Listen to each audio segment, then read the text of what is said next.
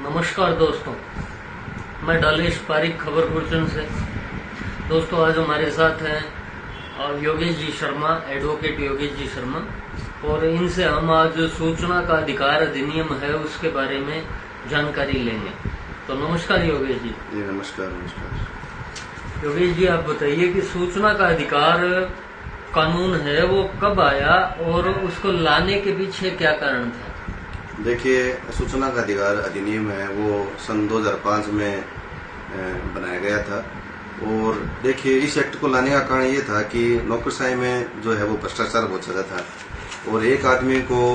किसी डिपार्टमेंट से सरकार की योजनाओं और किसी दस्तावेज के बारे में जानकारी लेने के लिए बड़ी मशक्कत करनी पड़ती थी और ज़्यादातर जो अधिकारी हैं वो सूचना देते नहीं थे। तो भ्रष्टाचार है वो काफ़ी ज़्यादा था और सूचनाओं के लिए या किसी दस्तावेज की जानकारी लेने के लिए या सरकार द्वारा जो योजनाएं चलाई जा रही है या किसी विभाग की सूचना लेने के लिए एक आदमी को काफ़ी मशक्कत करनी पड़ती थी। तो उस स्थिति को देखते हुए सूचना अधिकार अधिनियम है वो 2005 में सरकार है वो लेके आई, क्योंकि लोकतंत्र में जरूरी है कि सरकार क्या काम किस तरीके से काम कर रही है, क्या काम कर रही है, विभागों में क्या काम किस तरीके से हो रहे हैं, कोई दस्तावेज कि जो जनहित का कोई दस्तावेज है या किसी योजना से संबंधित कोई दस्तावेज है या किसी सरकारी कार्य के लिए या कल्याण के लिए कोई दस्तावेज पब्लिक के बना है तो उस दस्तावेज की जानकारी लेने का अधिकार आम पब्लिक को था और हमारा संविधान भी यही कहता है। तो उसको देखते हुए सूचना का अधिकार अधिनियम 2005 है वो बनाया गया और लागू किया गया। तो ये जो एक्ट है वो एक बहुत बढ़िया और जनता के कल्याण के लिए लाया गया। तो ये एक्ट है वो कितना उपयोगी है आमजन के लिए कि उसकी जो परेशानियां हैं और उनको कितनी हद तक दूर कर पाएगा? देखिए, जिस आदमी को जो सूचना का अधिकार अधिनियम है, जिस आदमी को इस एक्ट के बारे में जानकारी है उसके के लिए बहुत उपयोगी है और ये आमजन के लिए भी बहुत उपयोगी है। उदाहरण के लिए मैं एक उदाहरण देता हूँ कि जैसे किसी डिपार्टमेंट में कोई भ्रष्टाचार हुआ और किसी बजट का मान लीजिए दुरुपयोग हुआ या कोई दस्तावेज किसी व्यक्ति को मिल नहीं रहा है या किसी व्यक्ति को जनहित के लिए कोई माननीय सुप्रीम कोर्ट या माननीय हाई कोर्ट में कोई रिट लगानी है या कोई न्यायालय में दस्तावेज पेश करना है, तो वो साधारण तरीके से जाता है, उसको मिलता नहीं है और उसको काफी मतलब क्या है कि हरेसमेंट का सामना करना पड़ता है। लेकिन सूचना अधिकार अधिनियम आने के बाद में एक साधारण सी एप्लीकेशन और 10 रुपए का पोस्टल ऑर्डर लगा के और वो उस विभाग के बारे में या अपना कोई दस्तावेज लेना है उसके बारे में जानकारी ले सकता है और वो चाहे तो उस दस्तावेज को चाहे रिट में या किसी मुकदमे में या कहीं भी आम पब्लिक के लिए काम में ले सकता है। तो ये जनता के लिए और आमजन के लिए काफी उपयोगी है। और मैं आपको बताऊं कि आरटीआई आने के बाद में और कार्य जो विभाग है उनसे सूचनाएं लेके काफी माननीय सुप्रीम कोर्ट है और हाई कोर्ट में रिटें लगी हैं और हाई कोर्ट सुप्रीम कोर्ट ने संज्ञान भी लिया है और काफी भ्रष्टाचार में भी कमी आई है।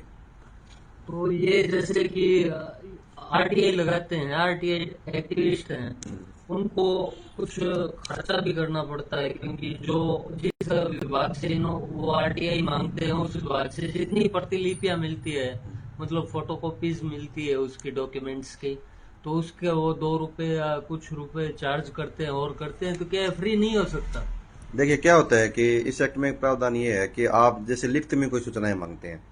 तो उसके लिए जो जैसे आपने आवेदन किया तो उसके साथ 10 रुपए का पोस्टल ऑर्डर लगता है। वो जो सूचना होती है वो आपको लिखित में आपके बाई डाक आपके एड्रेस पे आ जाती है या आपको वैसे जिस डिपार्टमेंट से आप ले रहे हैं वो आपको उसी टाइम या घंटे 2 घंटे बाद या इसका टाइम जैसे 1 महीने का होता है तो 1 महीने के अंदर आपको फोन का कॉल करके आपको दे देते हैं, वो मिल जाती है या फिर बाई डाक आपके पास आ जाती है। ये तो लिखित में है तो उसका सिर्फ 10 रुपए खर्चा है। लेकिन क्या होता है कि जैसे एक पत्रावली काफी बड़ी पत्रावली है और उस सारी पत्रावली की आपने कोई प्रमाणित प्रतियां मांग ली तो उसमें क्या है कि जो फोटोस्टेट का जैसे कोई 50 पैसे या 80 पैसे के हिसाब से जो मेरे ख्याल से चार्ज है तो वही लेती है। और लेकिन आपका ये कथन ठीक है कि जो सूचना का अधिकार का जो अधिनियम है इसमें जो प्रमाणित प्रतियां जो आप किसी आमजन को ले रहा है इस एक्ट के तहत तो वो फ्री कर देनी मिलनी चाहिए। तो इस अधिनियम में और क्या क्या प्रावधान है जो कि मतलब एक आम जनजीवन को सुलभ बना सके? देखिए, क्या होता है कि इस एक्ट में धारा 6 के अंदर सूचना के अधिकार सूचना आपको कैसे लेनी है उसकी प्रक्रिया बताई गई है कि एक आवेदन है, आपको आवेदन में फिलअप करना है, जो विभाग का जो लोक सूचना अधिकारी है उसको आपको बाई डाक भेज सकते हैं आप, या इलेक्ट्रॉनिक माध्यम से आप भेज सकते हैं,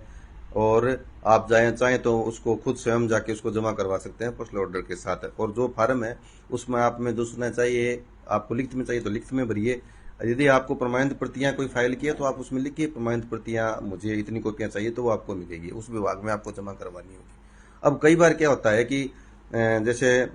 आपने कहीं तहसील में या नगर पालिका में या किसी भी डिपार्टमेंट से, इलेक्ट्रिसिटी डिपार्टमेंट है,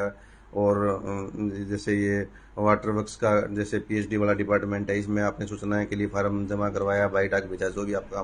भेजने का तरीका रहा, आपको सूचना 1 महीने के अंदर नहीं मिली, तो उसके लिए इसकी एप्लीकेंट अथॉरिटी बनी हुई होती है, ऊपर का जो अधिकारी होता है वो उसकी एप्लीकेंट अथॉरिटी होता है, वो आपको सूचना देता है। अब क्या होता है कि मान लो कि आपका अपील में भी आपकी उस अपील में सुनवाई नहीं हुई, तो इसमें एक्ट के अंदर राज्य सूचना आयोग और फिर सेंटर के जो है इससे ऊपर केंद्रीय सूचना आयोग का धारा 19 में ये जो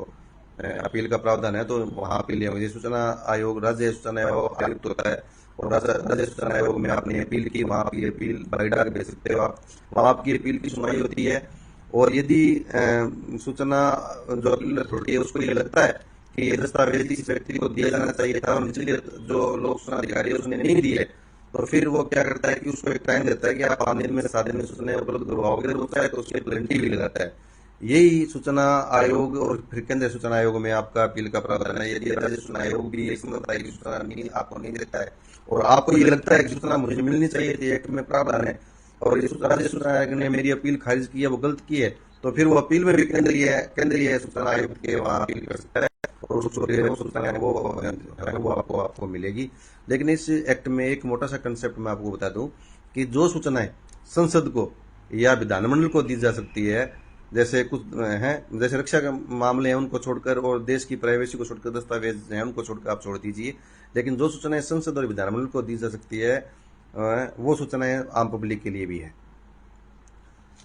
तो ये अपने साथ थे एडवोकेट योगेश जी, और ऐसे ही आगे आपको जनहित से रिलेटेड जो भी लीगली प्रोसेस है उससे अवगत करवाते रहेंगे। और आप जुड़े रहें खबर खुर्चन के साथ में, फॉलो करो, शेयर करो, लाइक करो। धन्यवाद।